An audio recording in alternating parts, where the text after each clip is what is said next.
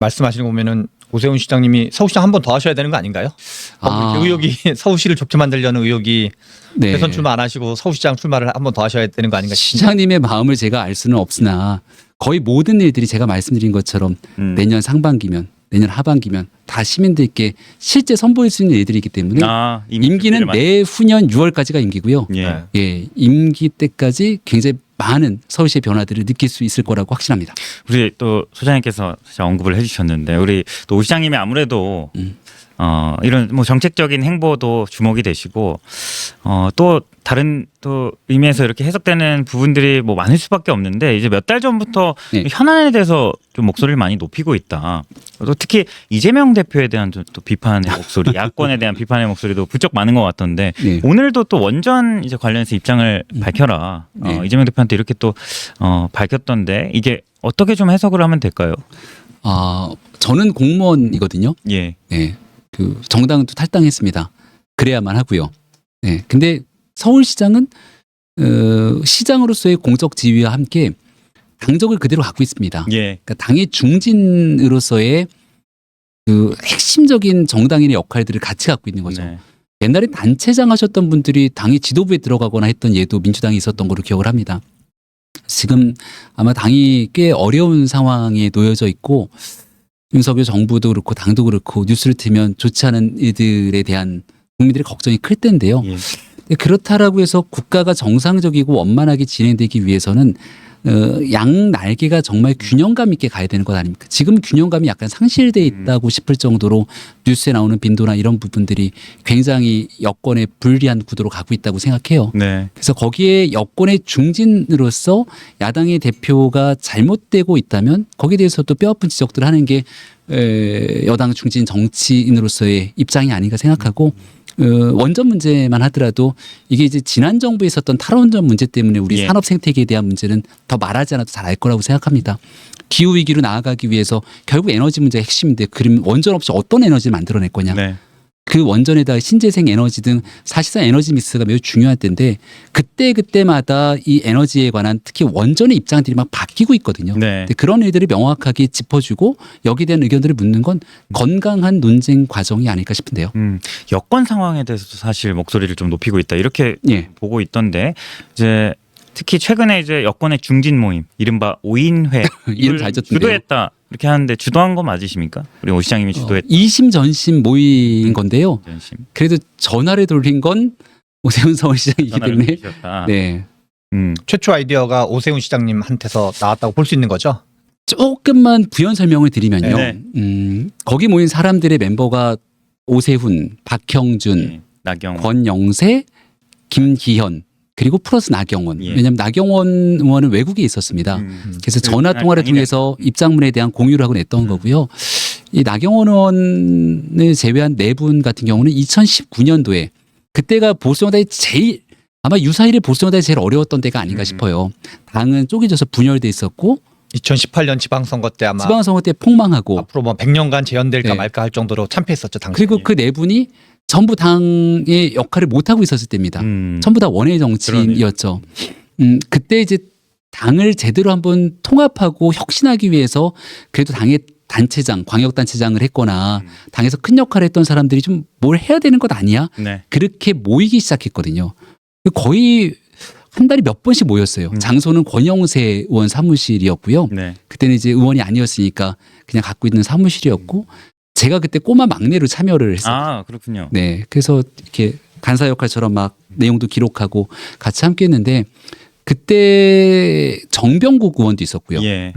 그리고 지금은 경기교육감을 하고 있는 임태희 전 대통령 비서실장도 있었습니다. 그러니까 보수 진영에서 큰 역할을 했던 사람들이 모여서 이대로 갔다가는 정말 큰일 난다. 당의 통합과 혁신을 만들어보자고 했던 사람들의 모임이 결국 당의 통합을 이끌어냈고 선거는 졌지만 총선은 졌지만 그 이후에 부산시장, 서울시장, 당대표, 교육감 뭐 등등 다 훌륭한 역할들을 하고 있는 거 아닙니까? 장관 등.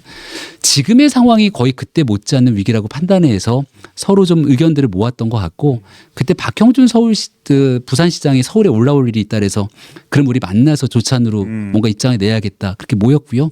그래서 그 자리에서 이제 그 오세훈 서울시장이 고민했던 내용들 입장문과 또 박형준 시장께서 갖고 왔던 고민들 이걸 다 같이 녹여내 갖고 새로운 입장문을 만들어서 그 자리 그날 오전쯤 발표를 하게 된 거죠. 네, 보면 내용을 보면은 윤석열 대통령과 네. 한동훈 대표를 조금 두 분 다 이제 비판을 좀 하셨던데 이게 뭐 언론에서는 비윤 반환이다 뭐 이렇게 또 해석을 하더라고요. 보는 분마다 해석이 다 제각각인 것 같아요. 그러니까 한 대표와 가까운 분들은 한 대표를 겨냥한 거 아니냐. 윤 대통령과 가까운 쪽에서 봤을 때는 이거 좀 아쉬운 것 아니냐 이런 얘기를 하는 것 같기도 한데요. 아무튼 저는 보수 진영에 대한 고민을 갖고 있는 분들이라면 예. 지금 이 상황에 대해서 괜찮아 별 문제 없어라고 얘기하는 사람은 단 한 명도 없을 거라고 생각합니다. 그럼 지금 상황에 대해서 현재 정치 구도가 어느 누구한테 힘을 실어주기도 참 쉽지 않은 길이고요. 그럼 어떻게 뭐에서부터 문제를 해결해야 될까라고 네. 고민하게 되면 제일 첫 번째로 그 기본적인 방향의 전환과 물꼬를 좀 터야 된다고 생각하는데 그 물길을 트는 건 집권 여당다움의 회복이라고 생각합니다. 보수 정당 하면 제일 첫 번째로 생각나는 국민들의 인식은 유능함이거든요. 경제는 그래도 보수가 낫지. 예. 국민들의 삶을 위해서 보수 정당이 저긴 그래도 좀 유능한 전문가들이 모여 있는데 아니야? 네. 진보 정당 하면 민주화에서 헌신한 분들, 국민들에 대한 마음들이 좀 따뜻한 사람들. 근데 거기에 대해서 경제, 아까 말한 유능함으로 치면 보수가 그 부분을 대변해 줘야 되거든요. 근데 지금은 이런 보수가 갖고 있는 강점들과 장점들은 온데간데 없이 사라지고 온갖 갈등, 분열, 그리고 내적에 있는 이상한 얘기들만 뉴스를 다 장식하고 있죠. 그래서 대통령에 관한 메시지로 더벅 스탑스 히어라고 했던 초심을 끌어내고 네. 여기에 대한 결자해지를 얘기했는데 한번 생각해 보세요. 권영세 장관, 김기현 대표 누가 봐도 대통령과 매우 가까웠던 분들인데 그쵸. 이분들이 이 얘기를 꺼내는 게 과연 쉬웠을까요? 네.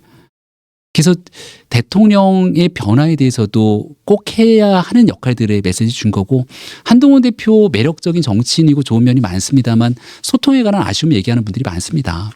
그리고 이런 방식으로 진행됐을 때 나타나는 어려움에 대해서도 지적들을 하고 있기 때문에 이 문제를 어떻게 슬기롭게 끌고 가기 위한 변화가 필요한지에 대해서는 또 중진들이 아낌없는 조언들이 같이 있었던 거거든요. 받아들이는 사람들 입장에서는 불편할 수 있겠지만 보수 진영 전체가 지금의 위기를 같이 공감한다면 이 방향과 물길을 계속 대결하는 게 아니라 좀 틀어줘야 된다. 그래서 우리가 갖고 있는 유능함. 아마 제 생각에는 보수 정당은 집권 여당이라 하면 정부를 끌고 있는 대통령실과 정부가 있고 집권 당이 있지 않습니까? 그러면 일요일이면 모여서 고위당정 회의를 합니다. 네. 그 고위당정 회의를 통해서 국민의 무거운 민심을 확인한 다음에 새로운 정책들을 갖고 일요일에 희망을 주는 메시지를 계속 발표를 해줘야 돼요.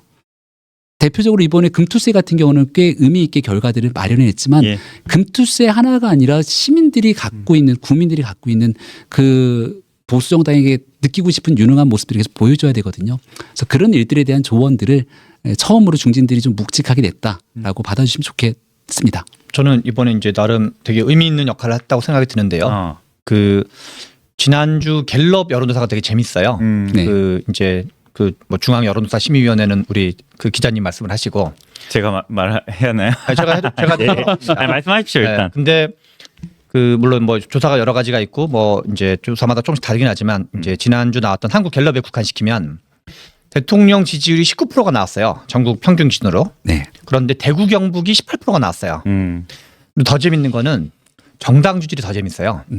민주당이 32%가 나왔고 국민의힘도 32%가 나왔어요. 그러니까 그리고 심지어는 그 이렇게 시기열을 보면은 정당 지지율이 9월 2주차가 국민의힘이 바닥이었고 최근 기준으로 보면 그때보다 최근이 4%포인트가 오히려 올라갔어요. 그러니까 대통령 지지율은 떨어지는데 정당 지지율은 올라간 거거든요. 그리고 이제 그 30일 날 이제 녹취록이 나왔죠. 그 윤석열 대통령에 대한 이제 명태균 씨랑 했던 녹취록이 나왔는데 예. 좀 이게 여러 가지 어떤 지금 상황을 보면 여러 가지를 좀 시사하는 것 같아요. 그리고 오세훈 시장님의 어떤 역할이랑도 관련 있는 건데 첫 번째는 대통령 지지율은 떨어지지만 아직 그 국민의힘 지지율은 안 떨어지고 있다. 그냥 민주당이랑 지금 같은 동률로 나왔거든요. 그래서 아직은 약간 방화벽 역할을 하고 있는 것 같아요. 보수의 일부가 야 이렇게 윤석열 대통령은 뭔가 여러모로 마음에 안 들지만 아직 보수는 좀 더 지켜보자 이런 게 하나가 있는 것 같고 두 번째는 저는 박근혜 대통령의 교훈을 좀 생각해볼 필요가 있는데 저는 그 이 탄핵 같은 일이 벌어지는 거는 박근혜 대통령 탄핵이 왜 벌어졌냐면 당시 10월 24일 날 태블릿 PC가 공개된 날짜였거든요. 근데 태블릿 PC 때문에 탄핵이 된 게 아니라 대응을 잘못했다고 생각을 해요. 그들이 몇 번 이제 기자회견을 2번인가 3번 하셨었는데 당시 박근혜 대통령이 할 때마다 뭔가 이렇게 화를 돋구는 기자회견을 했었거든요. 뭔가 이렇게 술도 파는 기자회견이 아니라 사태를 키우는 기자회견을 했었어요. 그런 점에서 저는 그동안은 오세훈 시장께서 상대적으로 소극적 그 입장 표명을 했었는데 지금은 한편으로는 누군가가 이렇게 좀 뭐랄까 이렇게 그 뭔가 이렇게 문제 제기하는 신우의 역할을 해야 되고 한 명 약간 말리는 신우의 역할인데 그 말린다기보다 뭔가 이렇게 좀 뭐랄까 강경책과 온건책이라 그럴까요? 매파 비둘기파인데 둘 다 변화를 촉구하는. 그래서 한동훈 대표가 윤석열 대통령한테 좀 세게 변화를 요구하는 사람이라면 오세훈 시장도 뭔가 그런 역할을 하지 않으면 이게 어떤 일이 벌어질 거냐면 보수 입장에서는 이게 겉은 범 여권이기 때문에 대통령이 너무 많이 무너지면 이게 누구냐를 떠나서 다 같이 무너지는 거거든요. 네. 그래서 특히 지금 시점에는 오히려 이 문제를 어떻게 봐야 되고 해법을 어떻게 할 건지 해법 논쟁을 서로 하는 게 필요하다. 그래서 일종의 한동훈 대표는 한동훈 대표 버전으로 오세훈 시장 또는 뭐 아까 말한 권영세 씨랑 등등 해서 그렇게 해서 결국은 이제 그 윤석열 대통령의 변화를 같이 이끌어내는 역할을 해야지만 예. 안 그러면 이게 이게 진보 보수를 떠나서 나라가 제가 보기엔 좀 이상해질 것 같거든요. 네. 그런 점에서 지금 타이밍이 제가 보기엔 되게 중요한 타이밍이 아닌가 그런 생각이 좀 드는데 이런 역할을 좀 제가 보기엔 좀 더 하셔야 되지 않나. 네. 그 얼마 전에 하셨던 그런 역할을. 버팀목 역할이라는 뭐 평가를 해주셔서 예. 네, 그래도 의미 있게 해석을 해주셨다 이렇게 생각하고 박형준 부산시장, 오세훈 서울시장, 광역단체장들이 여전히 국민의힘 소속이 꽤 많습니다. 네. 그리고 정부도 윤석열 정부의 상황인데 정부에 있는 무수히 많은 정책에 대한 비판보다도 지금은 여사에 관한 문제나 이제 일정 부분 정치적인 행위들의 문제가 포인트가 가 있거든요. 거죠, 특히. 그래서 이런 내용들을 아까 말했던 보수의 유능함, 국민들의 삶에 관해서 희망을 줄 수 있다라고 하는 내용들, 네. 정치적으로도 변화를 끌어낼 수 있다라고 하는 뭔가의 기대치들을 좀 이런 분들이 각자의 위치에서 역할을 해야 되지 않는가 생각합니다. 네. 언급됐던 한국갤럽 여론조사는 지난달 29일에서 31일 1,500명 대상이고요. 95% 신뢰 수준의 오차 범위 플러스 마이너스 3.1%포인트. 자세한 건 중앙선거 여론조사 심의위원회 홈페이지를 참조하시고요. 그리고 뭐 그 아까도 말씀해 주셨지만 좀 친한계 쪽에서는 뭐 한동훈을 견제하는 거 아니냐, 겨냥한 거 아니냐 이렇게도 말씀 많이 하시는데 아무래도 또 대권 또 잠룡으로서 좀 경쟁자로서 좀 그렇게 견제일까요? 조금 그런 시각들이 있는 것 같아요. 저는 그렇게 바라볼 건 아니라고 생각을 네. 합니다. 지금 정치가 너무 이렇게 뾰족뾰족하게 날이 서 있는 예. 것 같아요. 그러니까 뭐 어떤 얘기나 행동을 하게 되면 이것 때문에 그렇지 이렇게 콕콕 이쪽 저쪽 가리지 않고 찌르는 분들이 많이 계신데 저는 집권 여당 다음에 회복이라는 건 더 많은 일들을 포용할 수 있어야 된다고 예. 생각하거든요. 지금 이 정부가 아까 19%의 지지율을 얘기했는데 그 19%의 지지율 중에 상당 부분은 더 많이 듣는 모습에 대한 부족, 결여에서 시작된다고 생각합니다. 잘못된 거를 누구나 다른 시각에서 지적할 수 있거든요. 그럼 그 잘못된 지적에 대해서 당신은 그렇게 생각할 수 있구나. 부족한 부분들을 어떻게 좀 변화시킬 수 있을까? 조정과 교정의 가능성들을 얘기를 해야 되는데 나는 무조건 옳고 상대방은 무조건 여기에 대해서 전혀 다른 길을 가고 있다고 딱 대립각을 서게 되는 순간 이 문제는 절대로 풀 수가 없습니다. 네. 그래서 조금 더 많이 얘기하고 있는 분들의 이야기를 경청할 필요가 있겠다라는 생각을 아무튼 여권에 있는 분들에게도 드리고 싶습니다. 아까 소장님 잠깐 거론하셨었는데 좀 단도직입적으로 네. 오 시장님 다음 대선에 출마를 하십니까? 공식 아마 멘트가요. 예. 지난번 인터뷰 나갔을 때 51대 49. 51대 40. 이게 아마 공식 멘트걸요. 나간다가 제가 50일인가 안 나간다가 50일인가요? 예, 나간다가 50일이었던 거를 기억합니다. 그래도 이 정도면 상당히 옛날 공식 멘트가 50대 50이었는데 사실상 메시지를 주는 거로 이해해야 돼. 거기서 얼마 전 마지막 인터뷰가 51대 49였던 거를 기억하고 그 뒤에 뭐 추가적인 입장 변화를 듣지 못했습니다. 그 최근에 그러니까 지금이 뭐랄까요 국민의힘 쪽에서 보기에는 네. 이게 19% 지지율이라는 게 임기 아직 그 10일이 돼야지 절반을 넘어가는 건데 11월 10날이 하는데 절반이 넘지 않는 상태에서 29%라는 건 되게 엄청난 위기인 거거든요. 맞습니다. 레임덕에서도 이 정도면 위기임도로 봐야 되는데 그래서 지금 뭐 이게 탄핵이 되냐 안 되냐랑 좀 별개 문제로 예. 약간 국정 불능에 준하는 정도의 까딱까딱한 지지율로 보여지는데 그런데 지금은 뭔가 좀 이런저런 역할을 하는 게 중요한 것 같다는 생각이 드는데 근데 그 지금 최근에 그 국민의힘 상임 고문단인가요? 예. 그거를 이제 만났다고 들었는데 그 얘기를 좀 자세히 해주시면 어떠신가요? 아, 어떤 분들이 어떤 만났는지 목소리를? 뭐 거기서 어떤 메시지를 하는 건지. 이번 주 월요일 예. 이었죠. 어제 그제 예, 월요일 오찬을 상임 고문 12분을 모셔서 식사를 같이 했어요. 그 작년에도 있었고 한 1년에 한 번 정도는 우리 알만한 분들은 어떤 분들이 있을까요? 제일 대표적으로 알만한 분들은 누가 있을까요? 제일 어르신이 28년생 신영균 고문님이 네. 계셨고요. 네. 제일 막내가 제일 알만한 분들일 것 같은데요. 네. 제일 막내가 김무성 전 대표. 김무성 대표. 네. 그리고 유홍수 전 고문 등 한 막내. 12분 굉장히 많은 분. 아, 또 있다. 정의화 의장. 정의화 정의화 전 국회의장이 상임 고문단 회장이세요. 아, 예.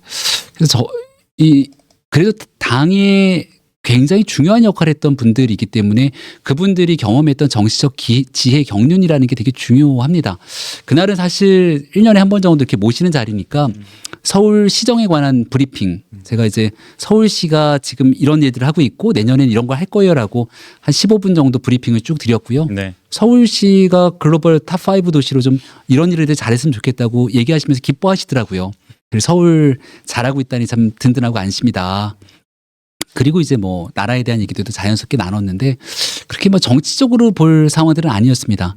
다만 이제 제가 이분들에게 이날과는 별개로 옛날에 있었던 얘기들을 한번 생각해 보면 옛날에 그 대통령 선거 한복판 때 제가 대변인을 했었거든요.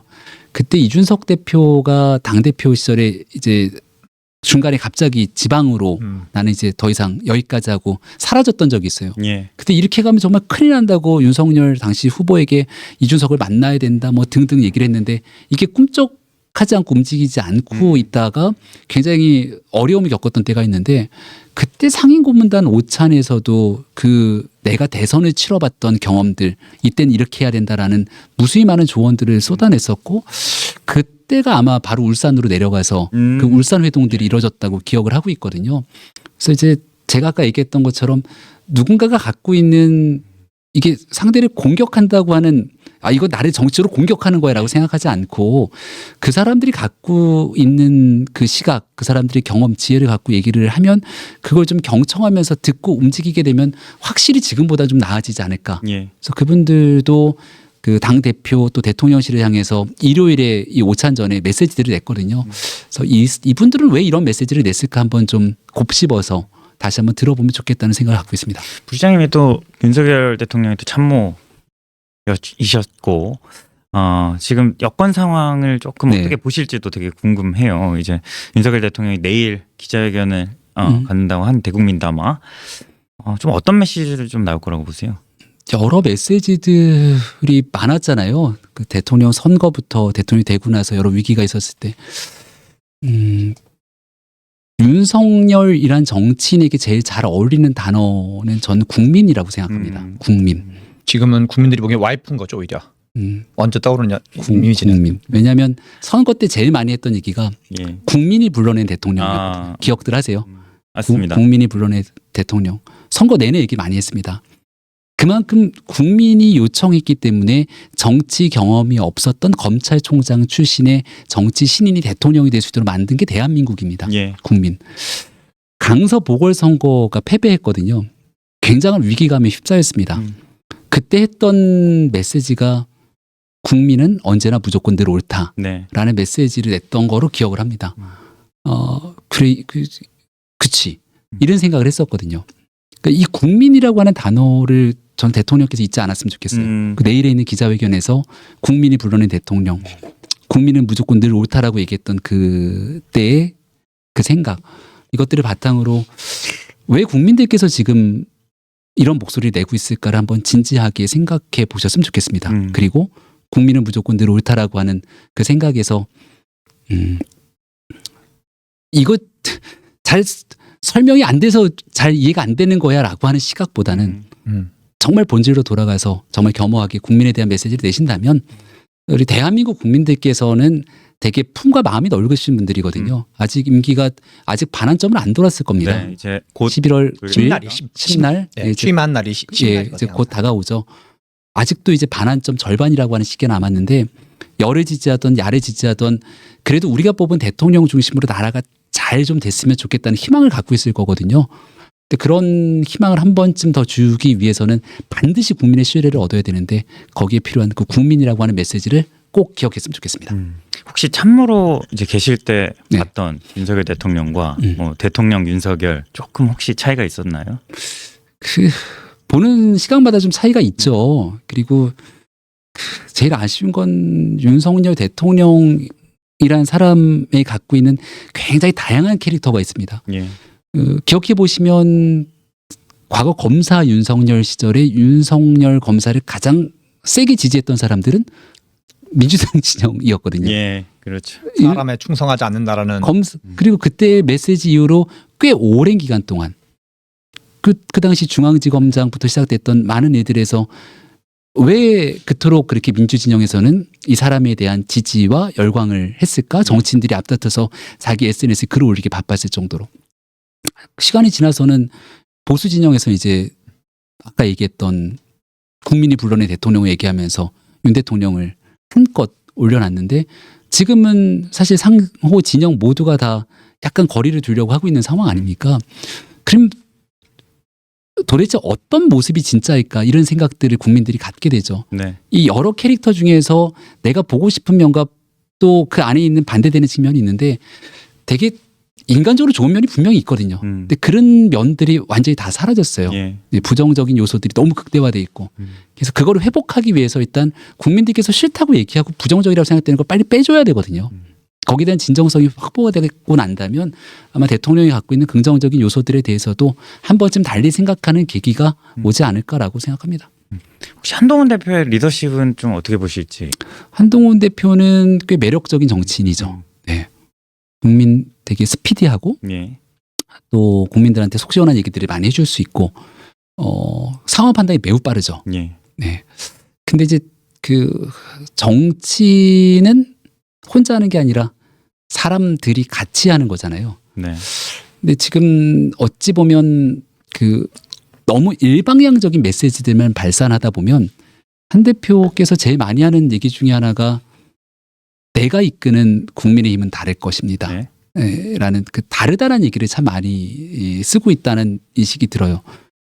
근데 나와 다른 사람들까지 포용해서 끌고 가는 게 정치인데 심지어 야당이라 할지라도 근데 내부에는 당연히 다양한 구성원들이 있고 보수의 가치 중에 저는 제가 보수 정당에서 몸을 담고 활동했던 이유 중에 하나는 보수의 지향성은 축적의 역사라고 생각하거든요. 네.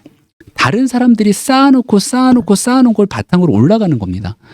근데 쌓아놨던 사람들은 구태고 이 사람들과 달라라고 규정을 짓기 시작하면 이 보수 정당에 대한 그 포용으로 폭넓게 끌고 가는데 한계가 있을 수밖에 없거든요. 한 대표가 갖고 있는 그 영민함과 네. 세련됨 그리고 그 굉장히 빠른 상황 판단에 그런 부분들이 지금 당내에서 좀 더 많은 사람들과 포용할 수 있다면 이 위기를 극복하는 데 도움이 되지 않을까라는 고언을 드리고 싶네요.